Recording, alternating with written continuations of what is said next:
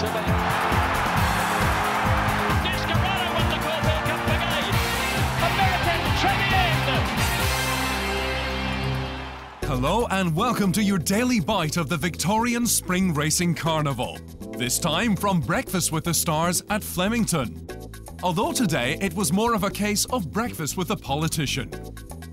While Australia's Labour Prime Minister Julia Gillard was on the other side of the country with the Queen at the Chogham Conference in Perth, the Liberal opposition leader Tony Abbott was riding on racing's back. Mr. Abbott stuck close to Australia's First Lady of Racing, Gay Waterhouse, watching the gallops at Flemington.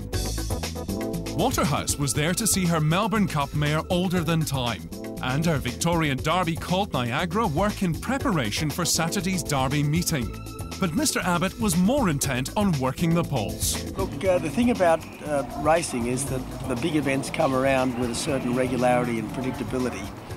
In my contest, you never know when it's going to be, but as I said, the sooner the better. In typical fashion, Waterhouse was upbeat about the chance of Sydney Cup runner-up Older Than Time, despite odds of 100 to 1.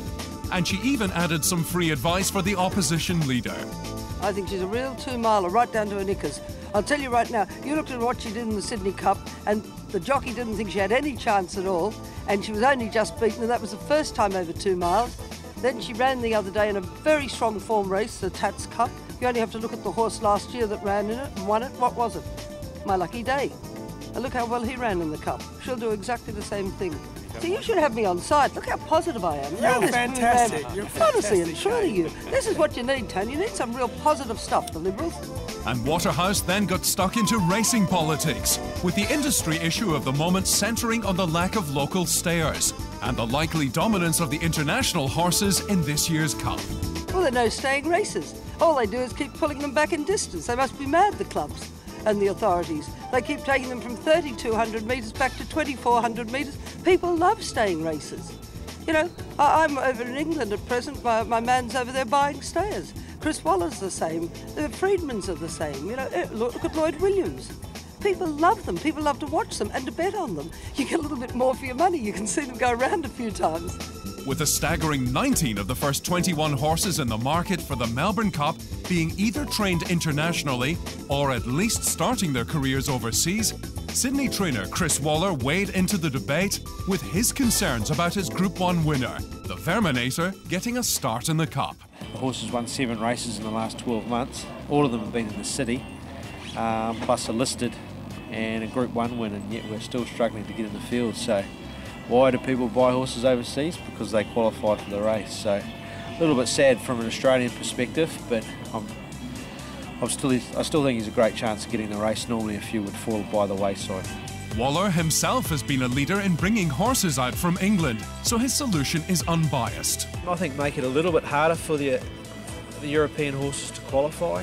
For a horse like the Verminator to win a Group 1 race and not be guaranteed to start, there's higher qualified people than me to answer that question, but I think Group 1 horses should certainly be given a benefit from wherever they are around the world, and that should have a lot more strength than just a listed win that some of these English horses are coming in with and getting in ahead of us.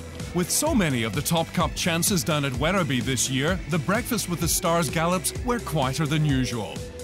Precedence worked nicely on his own for Bart Cummings, but the most Cup action centred on the light hit-outs by the group of Lloyd Williams stayers. At First Sight on his own, Murayan and Midas Touch, and Linton and Green Moon.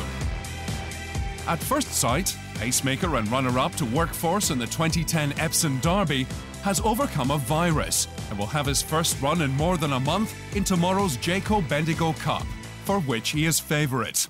Back to today's workouts, and they were probably more relevant for the Amy Victoria Derby, with Damien Oliver riding Sabrage in the best workout of the day.